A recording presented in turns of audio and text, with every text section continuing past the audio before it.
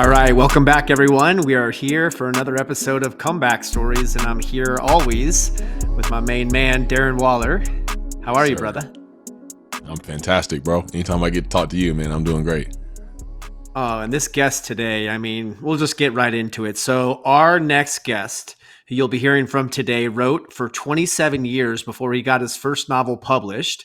And during that time, he worked 21 different jobs in 11 different states. Today, he's written over 20 books, yet his first one did not come until he was 55 years old.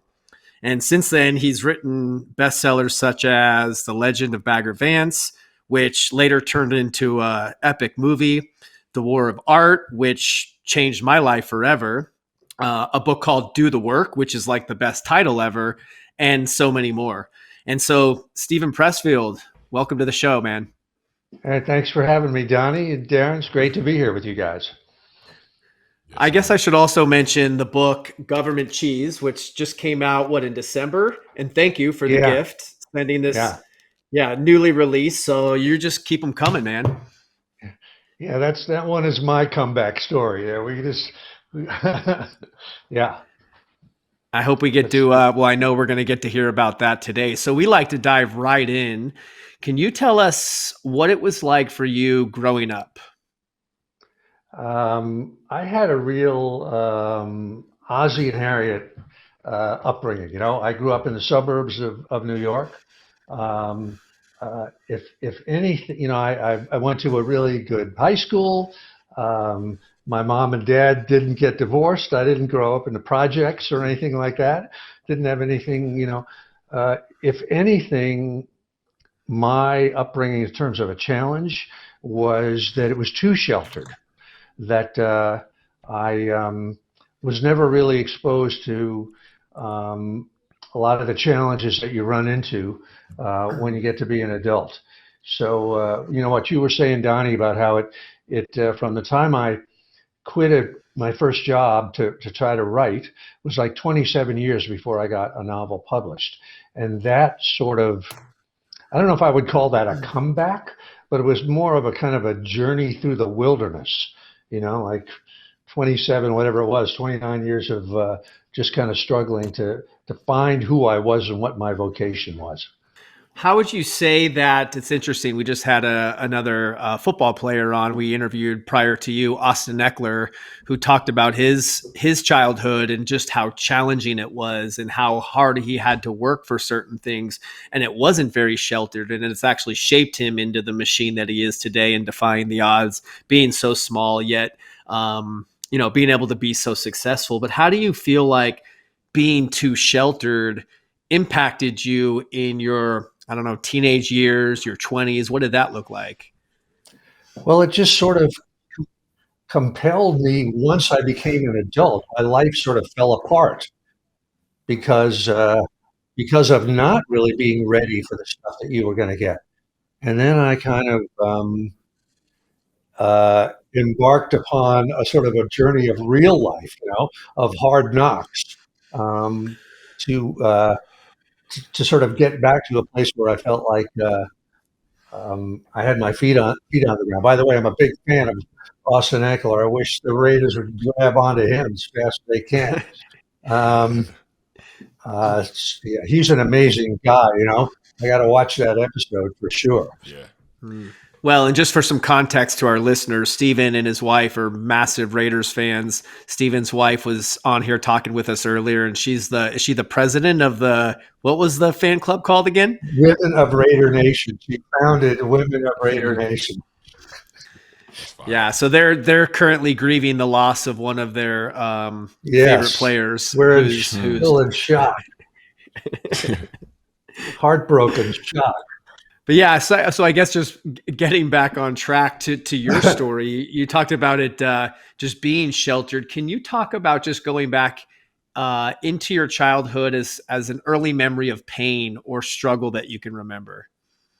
I'm probably going to disappoint you guys in the thing that in my childhood I don't really have. It wasn't really that kind of an upbringing.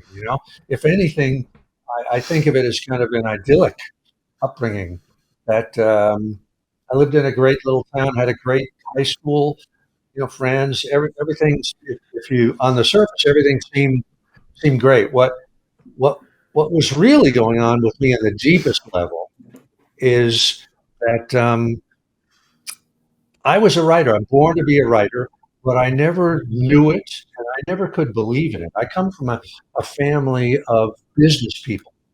Like, my uncles, my dad, everybody sort of commuted to New York City, were business people like that. There were no artists in my family. There was nobody that was in a creative field. I was never exposed to that as any kind of. I had no role models in that area at all. Yet that was kind of what I was. I was that kind of a, with all the things that go with that, the insecurities, the ego that goes with that, and so that was really sort of my struggle, just to believe in what I already was, but I didn't know and couldn't really grab a hold on with any real faith. I'm sorry if I'm disappointing you on a comeback story. That's what it was.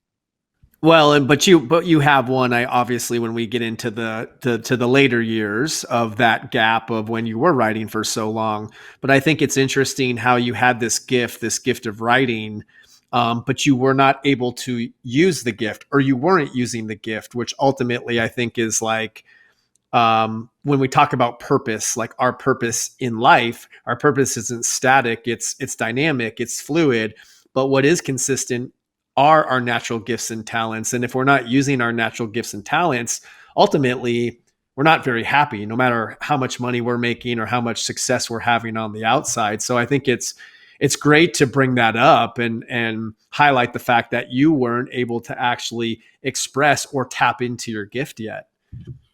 Yeah. The other thing is that, if you're a natural athlete, as a young person, you tap into that right away, right? It's very clear by the time you're in fourth grade or fifth grade or sixth grade. Darren, I'm sure that was true for you, that scouts were looking at you, and everybody in the family. A lot of times, when you're a natural athlete, you have brothers, big sisters, whatever, your dad or whatever, who are also athletes. So early on, you sort of know that. But if you're in the arts, or particularly a writer, you don't really come into your own. You've got like a 20-year apprenticeship ahead of you, right? You got to learn a lot of stuff, and not just the skill of the craft, but what I would call the soft skills, like um, how do you handle rejection? How do you handle loneliness?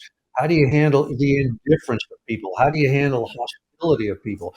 How do you believe in yourself, particularly when you start out and you're no good? You're a bum.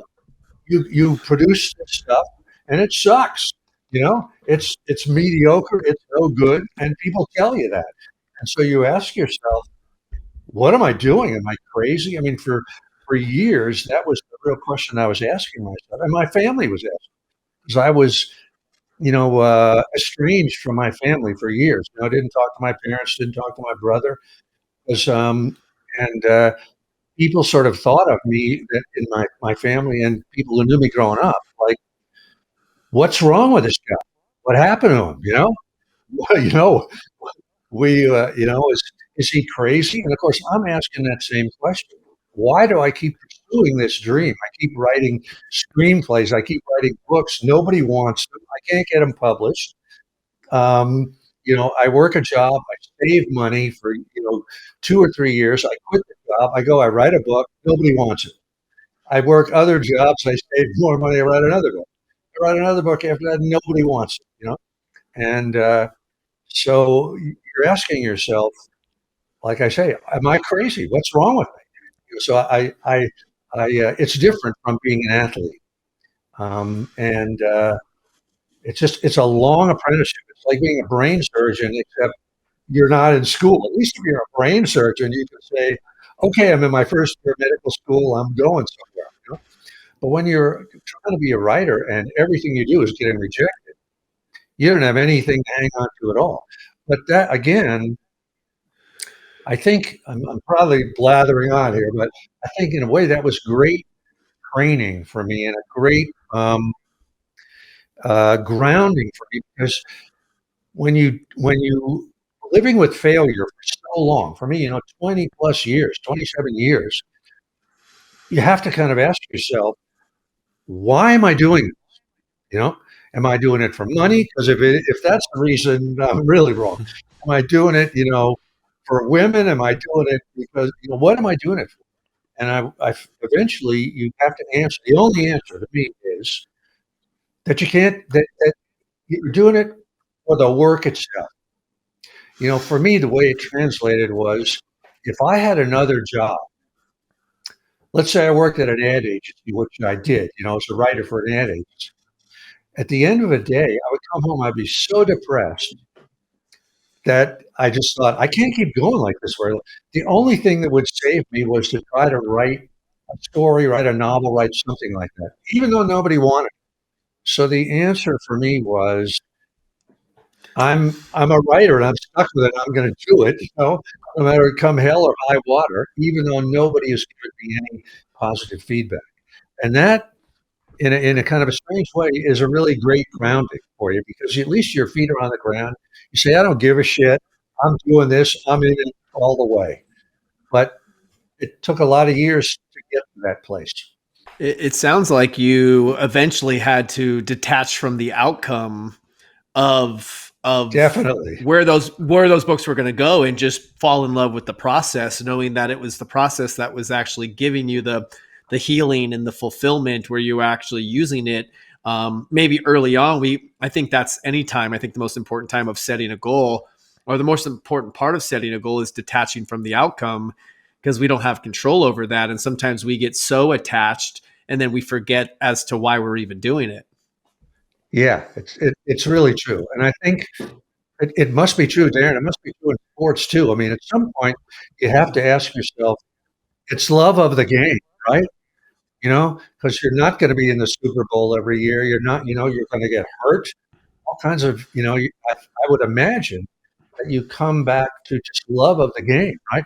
And love of your brothers that you're fighting alongside.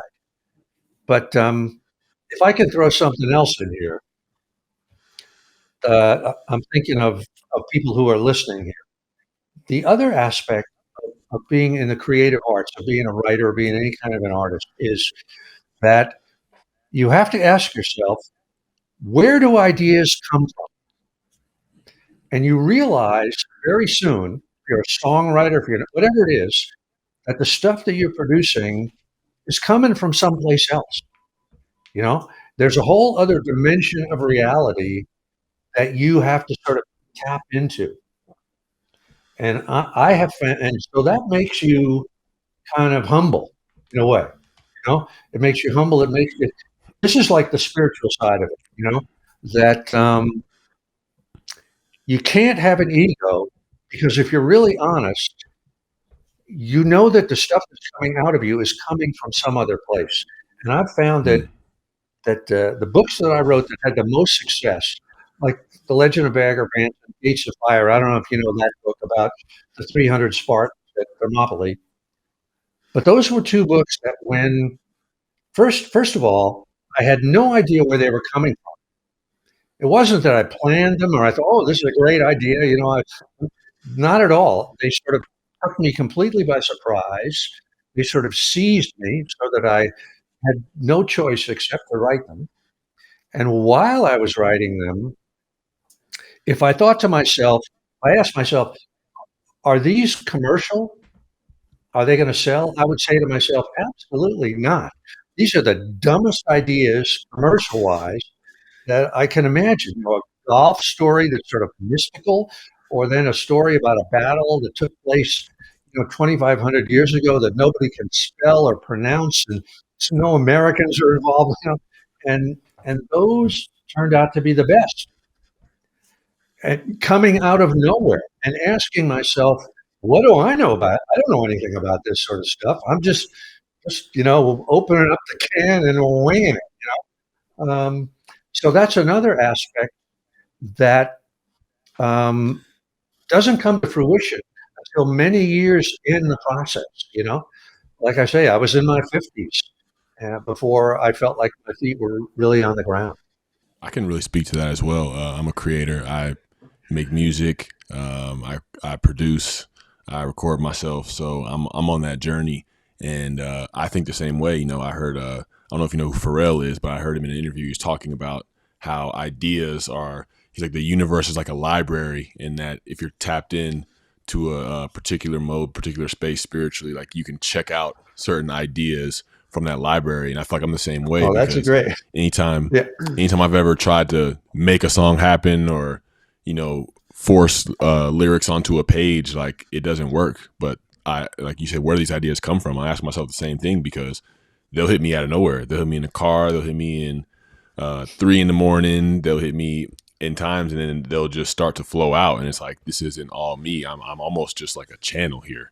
So it's like, I definitely relate to that, and I'm sure a lot of artists do as well. And I'm interested to dive more into your journey, because when you talk about not having your first novel published to your 55, and not only does that take an extreme amount of endurance, I feel like, but also can you talk to us about what the battles were like with self-doubt, with potentially like different forms of self-sabotage? I know I've been a master of self-sabotage myself. Like, what are some of the battles that you were facing internally along this journey?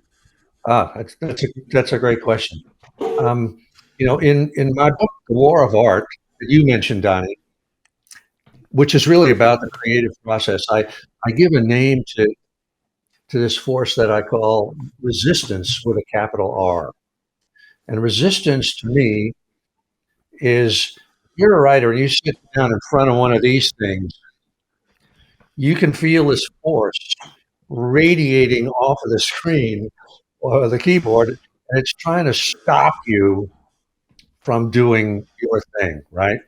Mm. The form it takes is a voice in your head, and you think it's yourself thinking these thoughts, but it's really not. It's really this negative thing, and the thoughts that it puts in your head are: you're no good, you have no talent, the idea that you have right now is worthless. It's been done 100 times before, better than you'll ever do it.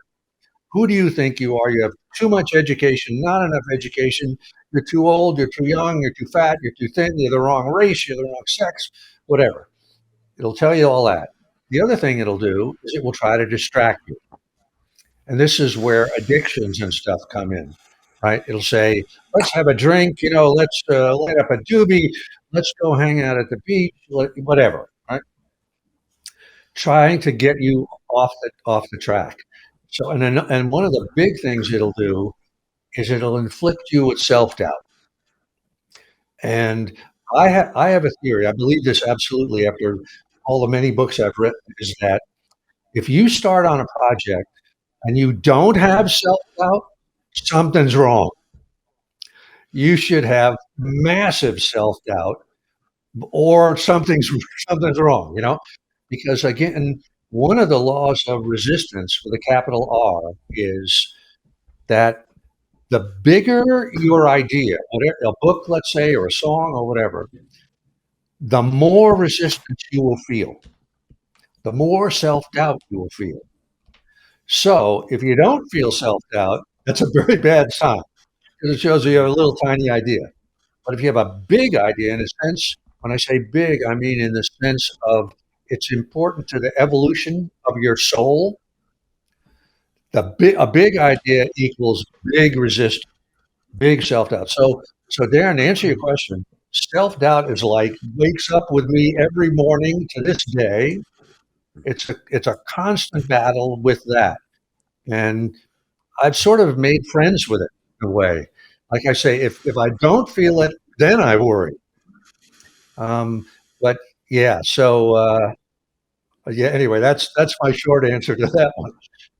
No, I'm actually very encouraged by that answer, as somebody that, I've been very successful in my football career. And, I feel like I'm really, I'm 6 years into making music, 5 years into making beats. So I'm like really starting to find my sound, I feel like, in that. And but the self-doubt doesn't really go anywhere for long periods of time. There's times where I feel peace, times where I feel confidence, but that self-doubt always finds a way to loop back around. But this, what you just said, is so encouraging, because it's almost like I feel a lot of opposition. I feel the resistance with a lot of the ideas that I have. Pretty much every single one, whether it be music, whether it be where I want to take my career, where I want to be as far as service in my foundation work. So it's like, honestly, if I'm facing that opposition, I'm on the right track. Like if You I'm are on the right feeling that track. resistance, I'm really doing something that's meaningful, or that's going to be able to have an impact in its right timing. The way that you said that and placed that, it's like, that's very encouraging for me, because I want to run from resistance. Usually I want to go the opposite way. I want the path of least resistance. That's just Yeah, we what all my do, don't we? Yeah. that's our default character as human beings, I feel like. Have you guys interviewed Rick Rubin on the show? I would love to interview Rick Rubin. That would be an amazing guest. Well, you probably would be able to get him since he's got his new book. But the one thing we all know, like Rick Rubin is sort of like the godfather of hip hop, right? He's worked with so many bands and groups. And if you think about it, I think what he does for groups that he brings into his studios at Shangri-La is he eases their self-doubt, right? He's sort of the guru. He's walking around with his bare feet with his beard and everything, and he kind of creates this sort of really safe space for them. And he says, basically, I think what he said, I've never been there to watch it, but I'm sure what he basically communicates to them is, let it rip, baby. You know, you're safe here. I don't care if you fail. Go big. Go do something you think is never going to work, and is constantly encouraging them to do that. So I think, like any of us, Darren, you and me, whatever, Donnie, we sort of have to do that for ourselves. We got to be our own kind of Rick Rubin, and tell ourselves, really, really go for it. Go for the ideas that seem like the dumbest ideas. Yeah, in your book, The War of Art, which I've had sitting in plain sight. I can't tell you for how many years it's sitting right in front of me right now. But there's so many things with the idea of resistance, and one of the things I've heard you speak on is just also the closer you are to that breakthrough, the more resistance you're going to feel, which I think was so important for me to hear, because we think we're feeling all this resistance, that we're actually farther away, but it's actually that we're that much closer to the breakthrough or changing. And for me, I think it showed up as like wanting to break. Maybe it's generational dysfunction or, family dysfunction in certain ways, and like being the change, and then just having opportunities, but just still feeling that resistance. But your words have really helped me understand that I'm not further away. I'm actually very close to it. So to keep leaning in. Yeah, I think it's really true that I think of resistance. It's kind of like the devil. It's like the most negative force you can possibly think. It's like, as like you say, Donnie, as you get closer and closer to a breakthrough point, resistance gets higher and higher and stronger. And it's very intelligent force. It's not just a dumb force to stop you. The arguments that it'll put into your head, the voice in your head that you think is your own voice, are very subtle and very sneaky. Um, so I always tell myself that when resistance is really high is when I'm about to make a breakthrough of some kind, because I think we don't get better on a path like that. It's not a smooth. We get better kind of like stair steps, right? You run into a wall and then you make a breakthrough. Then you run into another wall and and another breakthrough. And resistance is always strongest when you're right at that stair step where you're about to go to the next level.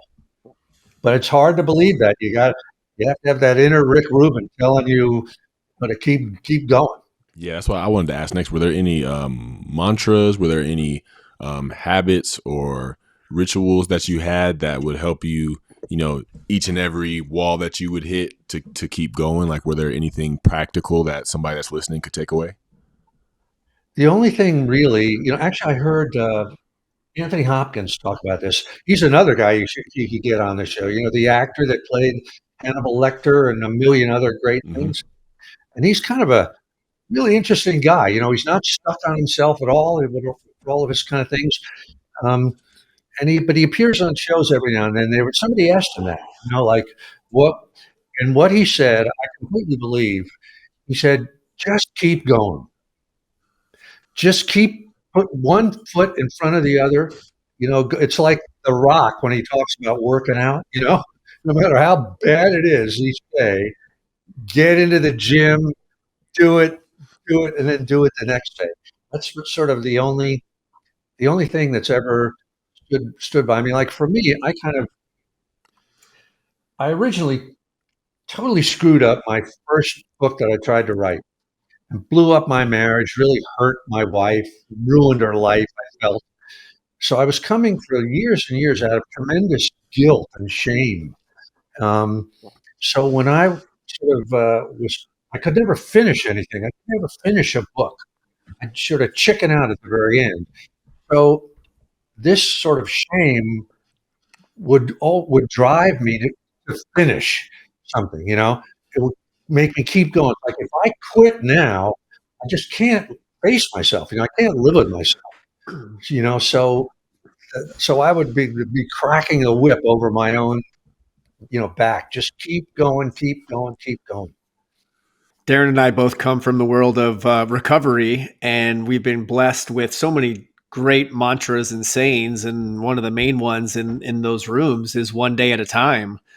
But a similar saying is keep going. And I think that's what's allowed us to kind of be in the process. And, you know, with 1 or 2 days sober, saying, how am I gonna keep doing this? And then for that to be pounded into our heads of just one day at a time. And eventually those days stack and become a really a solid foundation for the rest of our lives. So I love how you say that. I wanted to ask you, maybe backtracking a little bit, you had mentioned earlier that for a while you were estranged from your family. Like what caused that? Were you just on your own path? Were you resisting certain things, or what was behind that?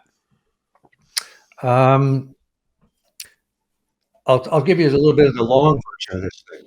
My first job was at an ad agency in New York City. And I was like a young kid, a junior copywriter. And I had a boss named Ed Hannibal. And he wrote a novel, and it was a hit, instant hit. He quit and to be a writer. So I'm like 22 years old, 23 years old. I said to myself, well, shit, I'll do that too. So I tried, and it just totally flamed out, choked, da da da da da. And I sort of dropped out of the bottom of the middle class. I could no longer get a white collar job. If I walked into a place, you know, I was a college graduate, you know, I'm a smart guy. They could just smell defeat on me.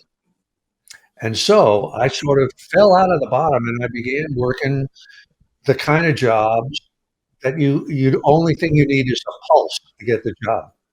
Like I worked in the oil fields in Louisiana. I worked as a in a mental hospital as an attendant in a mental hospital. Later, I went to truck driving school, and I became a truck driver. And I did all those kind of, you know, dumb jobs that, you know, I won't say dumb, but jobs that, and I was in other parts of the country away from my home. I was ashamed of myself for screwing up my marriage, for hurting my wife, for failing to be anything, to provide, you know, anything like that. And I just was ashamed before my own family. It wasn't like I could come home for Thanksgiving and say, "Oh, everything is cool." I thought, I can't show my face again until I've done something, you know, that I can point to and be proud of. And I'll tell on the subject of recovery. Do you guys know Sean McFarland by any chance? He works with Mike Tyson. He works with a lot. He's got a place here in Venice, and he's a real kind of guru to people who are having real struggles with addiction. Even as a place where they can stay and da, da, da, da. Anyway, when I go to the same gym as he did, we had said to each other, "Let's go have breakfast one day." So we did go to Heckler, and the first thing he said to me, he didn't know really anything about me.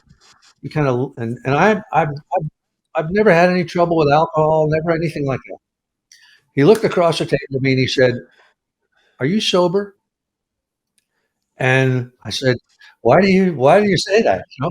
And so, in other words, the point I'm trying to make is my struggles with resistance, I think, are the exact same thing as struggles with addiction. You know, it's self-sabotage, it's self-destruction, it's the wall that's trying to stop you from being who you were born to be. So I can absolutely relate to one day at a time. That's my mantra too. And the whole idea of a higher power, that's my mantra too. I've also heard you talking about, well, another form, and I think I want to get to some of the. Hopefully, we can squeeze all this in on one episode. We might have to bring you back for round two because this is there's so much to cover.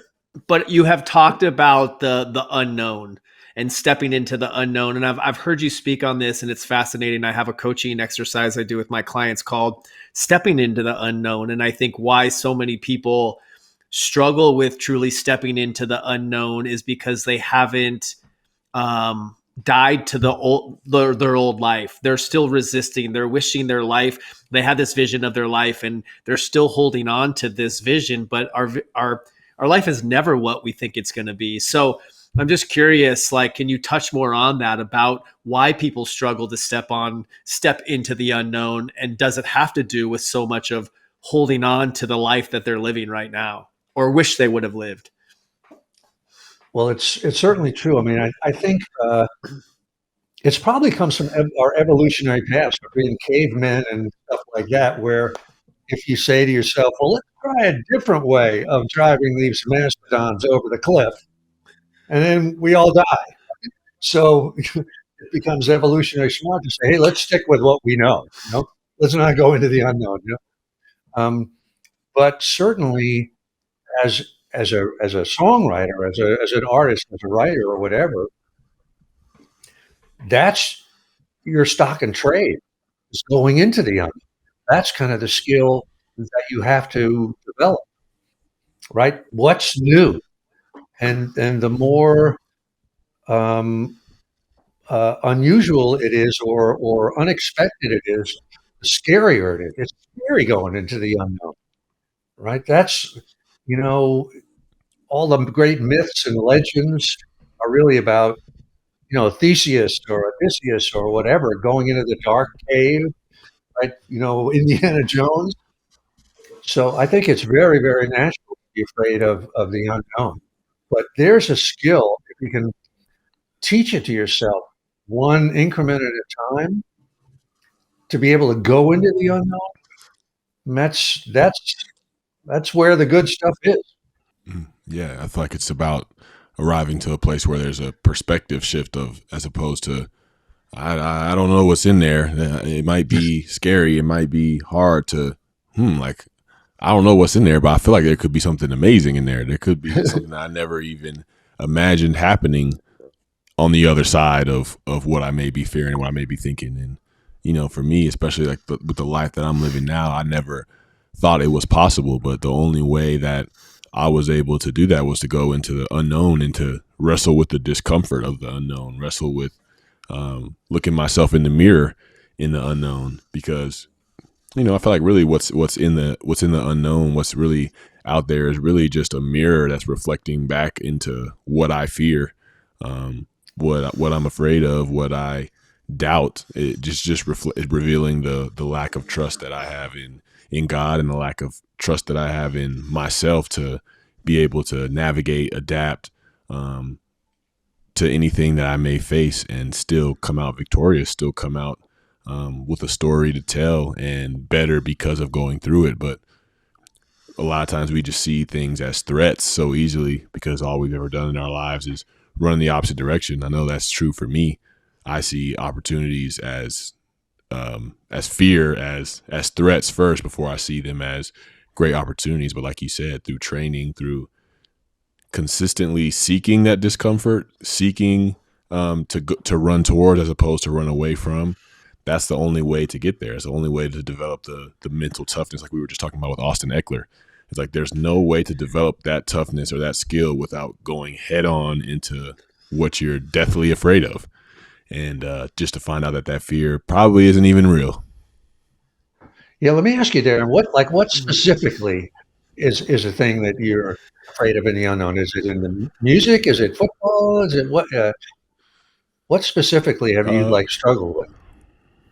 yeah, I mean, football wise, it was always been like being, or really in anything in life, it's just like being a failure, being exposed as a fraud, not worthy of the life that I'm living. Like they're gonna kind of like the Scooby Doo where they pulled the mask off the villain at the end, and it's just like they got him tied up, and it's like there he is. Like I feel like that's what my fear tells me is like, even though that I've put in the work and devoted myself in all these different crafts, all these different things, there's a fear that somebody's going to look at me because of all the mistakes that I did, because of the way that I viewed myself when I was a kid, that I'm not worthy of this, and that the whole world will just be like pointing at me, laughing, like ha ha ha ha. Like that's literally Uh-huh.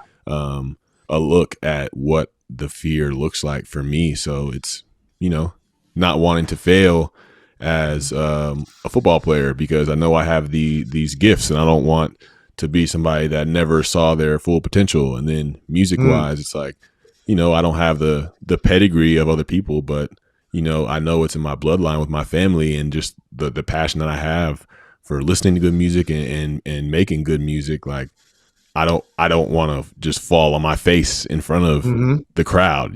That's still something I Do wrestle you with. find that it's Wrestle with. getting any easier as you go along?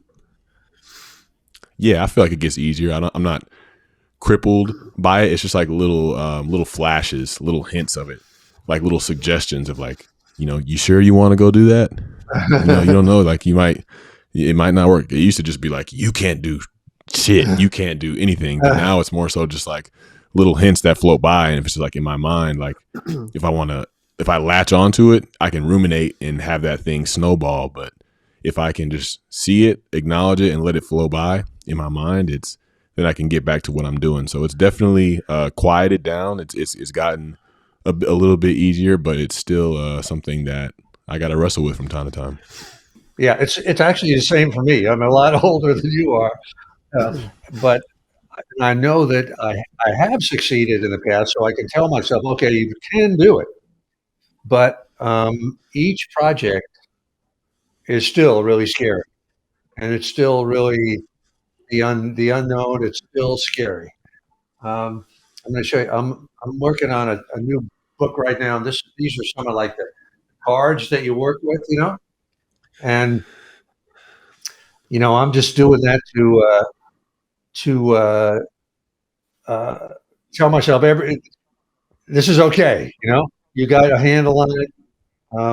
But the only reason I'm doing that is because I have so much self doubt about it, even at this stage.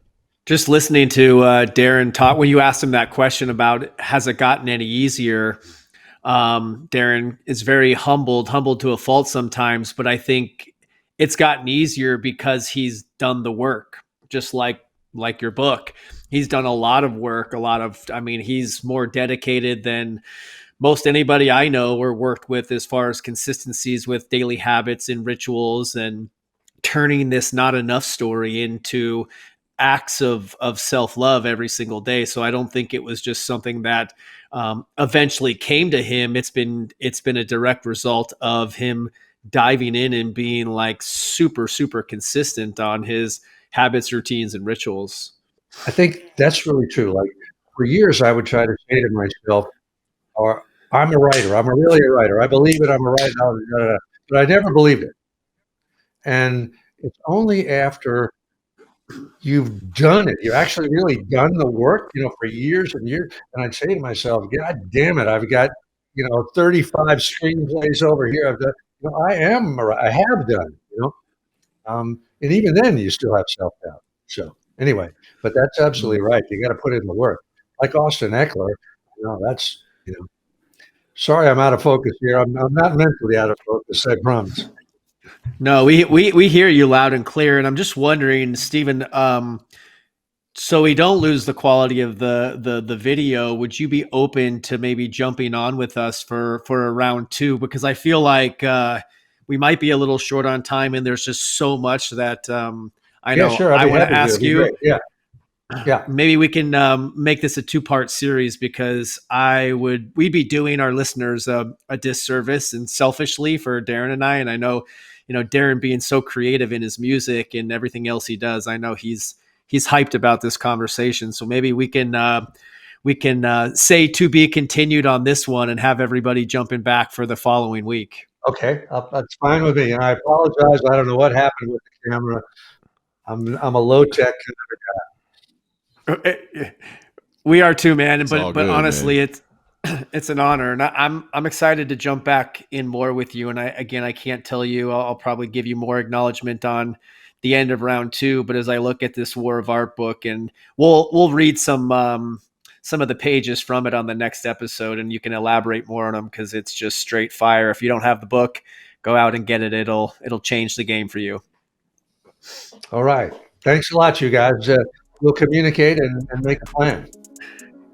Sounds Sir, good. Thank you, for your brother. time. Thank you for Okay, your time. great. Brother. Thank you.